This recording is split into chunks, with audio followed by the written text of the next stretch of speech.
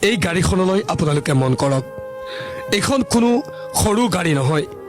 এইখনৰ বুকুত হৈ আছে হজৰত মৌলানা শ্বেখ গোলাম ৰব্বানী চাহাব। পীৰে কামিল গৰাকীক শেষবাৰৰ বাবে বিদায় দিয়াৰ কাৰণে এনেদৰে এই গাড়ীখন ব্যৱহাৰ কৰা হৈছে। কিমান ভাগ্যৱান হ'ব লাগিব এই গাড়ীৰ গৰাকীজন। এয়াও আল্লাহৰ হুকুম বন্ধুসকল। আৰু সেইখন গাড়ীত স্বয়ং তেখেতৰ কফিনটো তুলি লোৱা হৈছে আৰু কফিনৰ লগতে গাতে লাগি থকা এইসকল ব্যক্তিলৈ আপোনালোকে মন কৰক। এইসকল হুজাইৰ বিভিন্ন সামাজিক ক্ষেত্ৰৰ লগত জড়িত একোজন স্বনামধন্য ব্যক্তি। তেওঁলোকো এই গাড়ীখনত উঠি যাত্ৰা কৰিছে। এয়া হৈছে গোলাম ৰব্বানী চাহাবৰ শেষ যাত্ৰা, শেষ বিদায়। আৰু শেষ বিদায় দিবৰ কাৰণে কান্দোৰৰ ৰোল দেখিবলৈ পোৱা গৈছে। তেখেতৰ ঘৰত অজস্ৰ গুণমুগ্ধ আহি উপস্থিত হৈছে।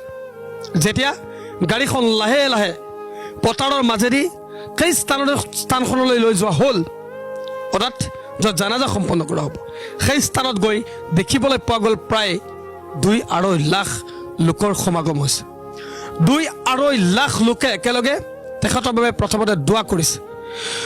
জোহৰৰ নমাজ আদায় কৰা হৈছে বন্ধুসকল। পথাৰৰ মাজত প্ৰায় 2-2.5 লাখ লোকে জোহৰৰ নমাজ আদায় কৰিছে আৰু শেষত তেখেতৰ জানাজা সম্পন্ন কৰি তেখেতক দাফন কৰাৰ অৰ্থাৎ কবৰ দিয়াৰ বাবে তেখেতক লৈ যোৱা হৈছে।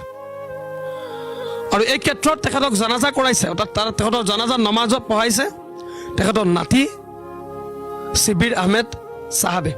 আমি হাফিজ ইব্ৰাহিম আহমেদ বৰবৰীয়া কাছাৰ জিলা জমিয়তৰ ফালৰ পৰা আহিছোঁ। আজি আমাৰ গোটা অসমৰ তথা নৰ্থ ইষ্টৰ আটাইতকৈ আধ্যাত্মিক ব্যক্তিত্ব হজৰত মৌলানা গোলাম ৰব্বানী চাহাব পীৰে কামিল আধ্যাত্মিক দিশাৰী আছিলে। তেওঁ আজি ঢুকালে। তেখেতৰ আজিৰ মৰাৰ খবৰ পোৱাৰ লগতে আমি কাছাৰ বৰাকবেলি আৰু নৰ্থ ইষ্টৰ বহুত মানুহ আহিছে। আমি মহান আল্লাহৰ নিকট তেখেতৰ আত্মাৰ চিৰশান্তি কামনা কৰিছোঁ আৰু তেখেতৰ এতিয়া যে মহাপ্ৰস্থানে শূন্যতা হৈছে তেতিয়া পূৰণৰ লগে আমি মহান আল্লাহৰ কাছত প্ৰাৰ্থনা কৰিছোঁ। আজি কাছাৰৰ পৰা মিনিমাম 20,000-ৰ ওপৰত মানুহ আহিছে।